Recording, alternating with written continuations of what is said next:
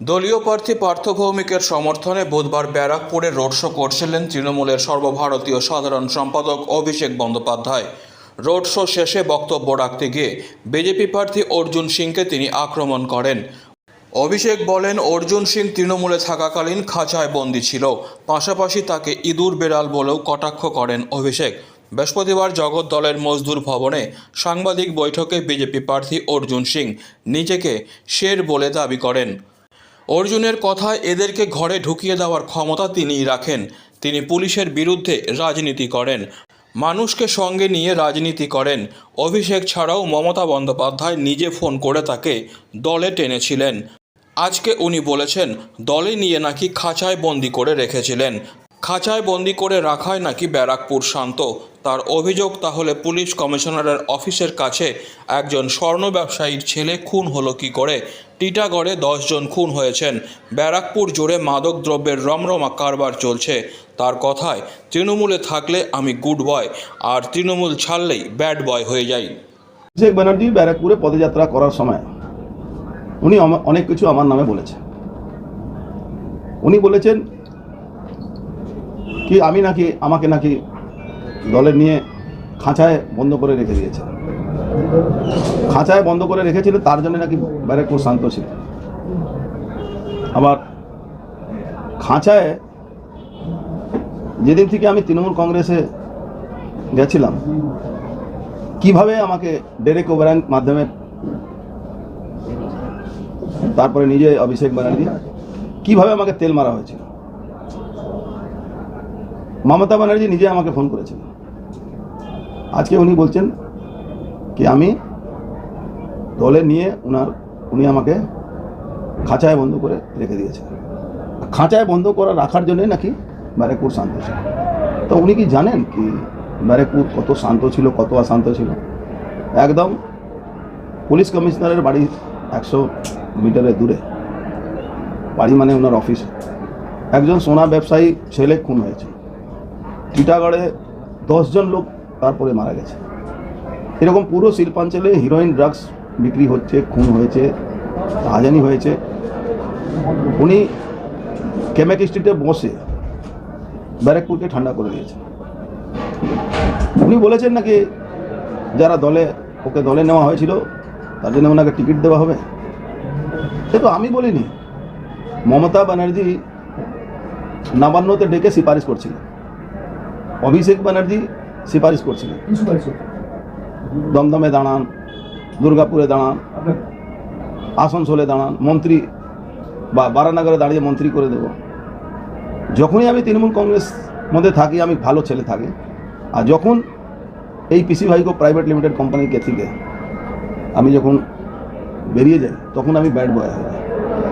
এই ধরনের মন্তব্য এতে বোঝাই যাচ্ছে কি অভিষেক ব্যানার্জি, মমতা ব্যানার্জি এরা ব্যারাকপুরের মানুষ সঙ্গে ঘৃণা করে। এরা ব্যারাকপুরের মানুষকে ভালো চোখে দেখে না। সবসময় এরা ব্যারাকপুরকে বদনাম করে। এরা সবসময় এখানকার ইন্ডাস্ট্রি বিরোধী আছে। এখানে কোনো কলেজ, কোনোভাবে কোনো হসপিটাল ভালো করতে পারেনি। সমস্ত সরকারি হসপিটালগুলো প্রায় আজাইব ঘর হয়ে গেছে। অভিষেক বন্দ্যোপাধ্যায় বলছে আপনাকে আর দলে দেওয়া হবে না, আপনি জেলে যাবেন। প্রথমে তো বিগত 2019-এ উনি বলেছিলেন 1-2 লাখ থেকে 1 ভোট কম হলে উনি রাজনীতি ঠিক ছেড়ে দেবেন। উনি কি রাজনীতি ছাড়লেন? অভিষেক ব্যানার্জি কি রাজনীতি ছাড়লেন? অভিষেক ব্যানার্জি রাজনীতি ছাড়েননি। মমতা ব্যানার্জি 3টা মিটিং করেছিলেন, কোনো মিটিংয়ে 2000 থেকে 3000 লোক হয়নি। এবারও 2টো মিটিং করেছেন। আমডাঙ্গাতে মাইনরিটি লোকেরা প্রত্যাখ্যান খান করেছে, মানুষ আসেনি। মমতা ব্যানার্জি কলকাতাতে মিটিং করেছেন, 2000 থেকে বেশি লোক ছিল না, বেশিরভাগ পুলিশের লোক ছিল।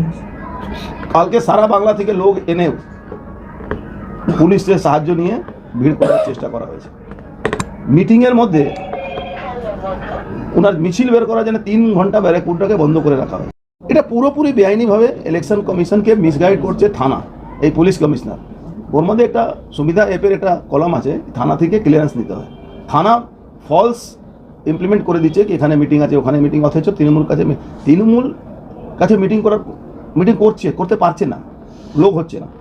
কিন্তু আমাদের মিটিংটাকে বানচাল করার জন্য ও থানাতে ওদের প্যাড রাখা আছে, প্রত্যেক থানাতে প্যাড রাখা আছে। পুলিশ কমিশনার ওখান থেকে ইনস্ট্রাকশন দিয়ে দিচ্ছে। আমরা বারবার বলছি পুলিশ কমিশনারকে ইমিডিয়েট সরাতে হবে। কতক্ষণ রাস্তা আটকে ছিল? গুন্ডারাজ তিন ঘন্টা রাস্তা ব্যারাকপুর বন্ধ ছিল, 3 ঘন্টা। সাধারণ মানুষের জীবনে তো দেখো সাধারণ মানুষকে তো মানুষ বুঝে না, এরা তো নিজেকে রাজা রানী ভাবছে। এরা তো ব্যারাকপুরে, বলছি তো, ব্যারাকপুরকে এরা অপমান করে। ব্যারাকপুর শিল্পাঞ্চলে মানুষকে অপমান করে। ব্যারাকপুরে মানুষ পিসি ভাইপো প্রাইভেট লিমিটেড কোম্পানির কথা বলছি। আমি এখানে যা বলছি পিসি ভাইপো প্রাইভেট লিমিটেড কোম্পানির বিরুদ্ধে বলছি, এটা আপনি নোট করে নিন, বারবার বলার দরকার নেই। মানুষের ভোগান্তি করে কিভাবে জনগণ সরব হতে পারবে না? জনদরদি নয়, এই তো পয়সার দরদি সরকার আছে। পয়সা দিন, সব কিছু ঠিক আছে। পয়সা না দেবেন কোনোটাই ঠিক নেই। লোকসভা ভোটের কি অবস্থা হবে তৃণমূলের ভাবনা? দেখুন, লোকসভা ভোটে এই দল থাকবে না, এই দল উঠে যাবে। আর দলটা উঠাবে অভিষেক ব্যানার্জি, উঠিয়ে দেবে দলটাকে, শেষ করে আমেরিকা লন্ডন চলে যাবে। মমতা ব্যানার্জি বলে 300 পার। মমতা ব্যানার্জি তো 2019-এও বলেছিলেন কি এই সরকার হচ্ছে ইউপিএ সরকার হচ্ছে। বাইরে থেকে ইংরেজকে সমর্থন বাইরে থেকে ইন্ডিজোটকে এটা কেন বলেছেন জানেন? উনি দেখছেন সংখ্যালঘু ভোট হাত থেকে বেরিয়ে যাচ্ছে, এই জন্য উনি সংখ্যালঘু ভোটটা ধরার জন্য বলছেন কি ইন্ডিজোটকে বাইরে থেকে সমর্থন। কোনো অন্য কোনো কথা নেই, শুধু সংখ্যালঘু সম্প্রদায়ের মানুষ এদের হাত থেকে বেরিয়ে যাচ্ছে, তাই জন্য এই গল্পটা সাজিয়ে উনি কালকে বলেছেন। আর কোনো কথা না। পুলিশ মন্ত্রী উনি, প্রশাসন ওনার, তার সত্ত্বেও বারবার সব কথা বলছি যে গুন্ডারাজ চলছে। এটা আমি কেন তো বলছেন? বলছি উনি ব্যারাকপুরকে অপমান করেন। আপনি কি মনে যে করেন ব্যারাকপুর ব্যর্থ? সুরেন্দ্রনাথ ব্যানার্জির জায়গা, যে ব্যারাকপুর ঋষি বঙ্কিমের জায়গা, সেই ব্যারাকপুরে একটা কলঙ্ক এই পার্থভূমিক মতন লোকেরা বসে, তারা এই ব্যারাকপুরটাকে অপমান করে। ব্যারাকপুরে নাকি গুন্ডারাজ আছে। আর একটা কথা বলি, যে আপনি যদি বললেন ও বারবার অভিষেক বন্দ্যোপাধ্যায় পুরা বিড়ালের কথা বলছিলেন, পাল্টা প্রত্যুত্তরে আপনি বললেন সে। একটু যদি ক্লিয়ার করে দেন যে সে কি ক্লিয়ার করবো? আপনি জানেন না এখানে শের কে আছে? তো আছি। এদেরকে ঘরে ঢুকিয়ে দেওয়ার একমাত্র আমি লোক, এখানকার মানুষের সমর্থনে। এরা পুলিশের ক্ষমতা নিয়ে এরা রাজনীতি করে। আমরা পুলিশের বিরোধিতা করে রাজনীতি করি, কিন্তু মানুষকে নিয়ে আমরা রাজনীতি করি।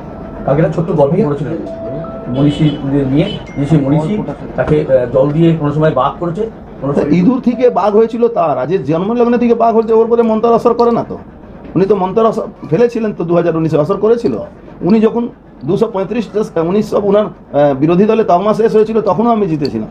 ইঁদুর থেকে যে শের হয়ে তার উপরে ওই মন্ত্র চলে, আর ওই মন্ত্র বড় ঋষিমুনিরা রাখে। ও ঋষিমুনি আছে, পুরো বাংলাকে লুটে খেয়ে নিচ্ছে। সারা বাংলা থেকে কয়লা থেকে নিয়ে, হসপিটাল থেকে চুরি করা থেকে নিয়ে, রাস্তা চুরি করা থেকে নিয়ে, পুকুর চুরি করা থেকে, সবটাই চোর। ও কবে ঋষিমুনি হলো? এরা কালীঘাটে থাকলে কি সব ঋষিমুনি হয়ে যায়? Disclaimer. This channel may not promote any violent, harmful or legal activities. All content provided by this channel is meant for an educational purpose only.